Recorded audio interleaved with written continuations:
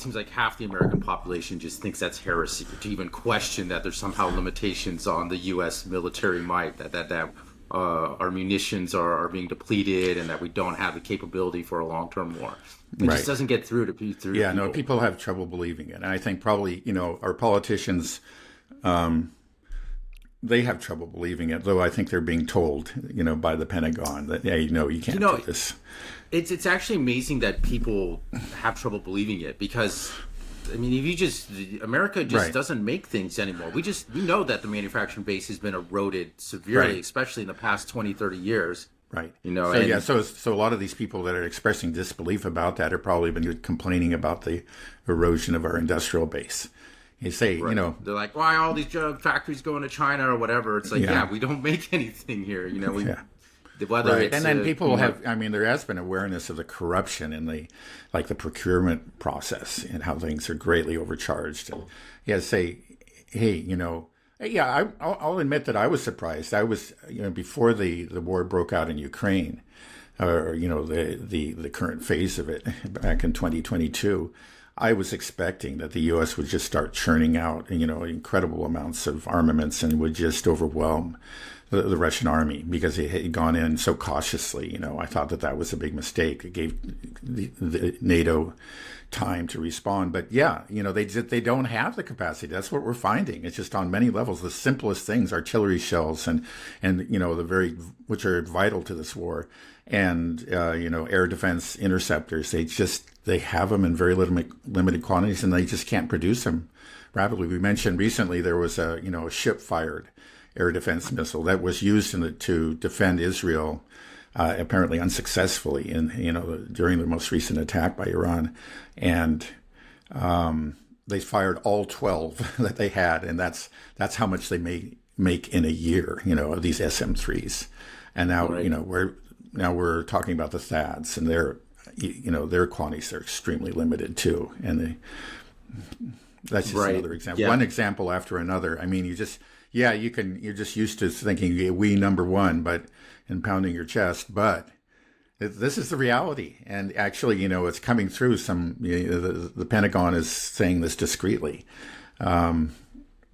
Interestingly too, these Hezbollah attacks, they haven't, the rocket attacks haven't done a whole lot of damage to Israel, but there was a Pentagon official who said that, we're kind of approaching the tipping point there in Israel, that they are running out of interceptors. There's a limit to what, they have. And so we have if they're going into a real missile war with Iran, both Israel and the U.S. are going into it with very meager, arsenals. Right. Basically, very little offense and basically no defense left in terms of the interceptors, right? I mean, we don't have the capacity for the number of ballistic missiles either. It's amazing. Right. It's surprising. Well, it seems like, again, it was, we could see in that recent attack that those missiles came through, some were intercepted, but there are very few interceptions visible on the videos. Again, that's something that Theodore Postel talked about. He could find very few. Right, and if there was successful interceptions, videos of it, they would be showing those videos all the time on the news. But the fact that there aren't, that they're not showing it, just shows you that they don't. It didn't happen. I think somebody would have taken a video that showed success. Everybody was celebrating after the April, let's say, the April attack. It was really more of a demonstration that Iran carried out, because they used old drones and slow-moving cruise missiles. And virtually all of those were shot down. But it was, Iran knew that. And at the very end, they used some of their missiles, their advanced missiles.